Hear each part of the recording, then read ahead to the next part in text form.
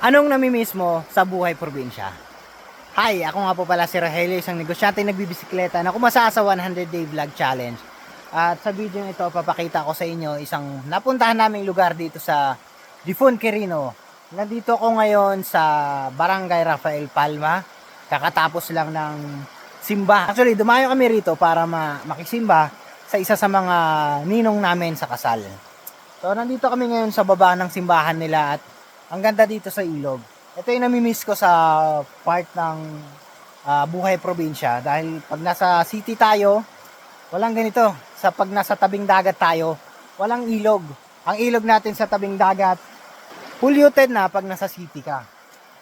So, nakita nyo mga ano ba yan, mga talangka o mga crab ng ilog.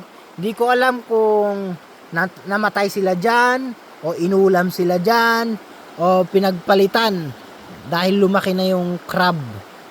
Yan. So, ayan. Kita mo may naliligo doon. Zoom natin.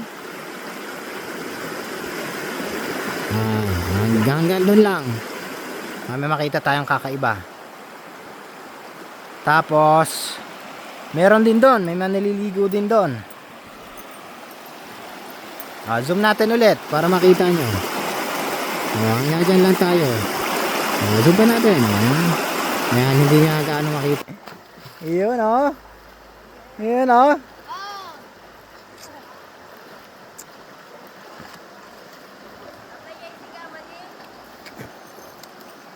Tita. Nya mayat, hanyarik nayo. Naragsak kayo? Iyon o. Yan ang nakakamiss sa buhay probinsya. 1, 2, 3. So yun, yung mga buhay probinsya rito na nakakamiss pag nasa syudad ka. Saka naisip ko, kung dala ko kaya yung bisikleta ko, saan kaya ako magra-ride? Parang ang dami mga rock section dito mamaya pagka hindi ka maingat, bottom bracket ang tatama. Ganon. Ito, yung mga bata doon may paglaro. At sulitin natin yung pag-stay natin dito kahit hindi tayo maliligo. Wala tayong dalang panligo at mamaya may kailangan tayong asikasuhin.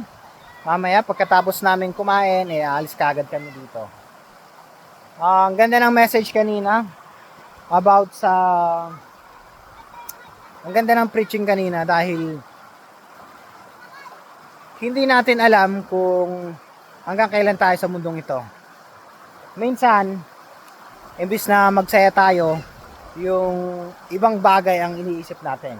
Imbis na pang mag-praise and worship tayo, yung katabi natin ang pinapanood natin. O kaya habang nabubuhay tayo sa mundong ito, minsan problema iniisip natin at hindi tayo nagpapasalamat sa Diyos na meron binigay sa atin na buhay.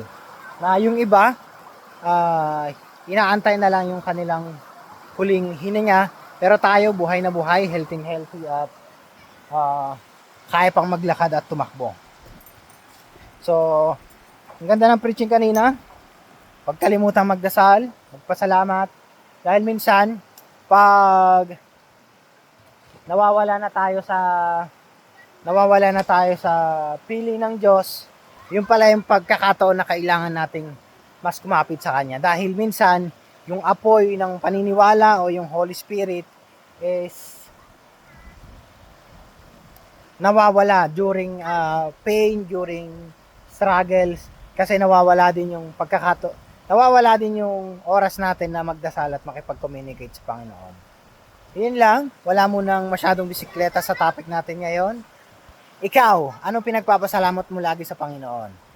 Kung may tanong ka, suggestion, pwede mo kayo message. Ako pala si Rogelio, yung tropang vlogger na nagsasabing, buti pa itong mga batang to, nakakaligo.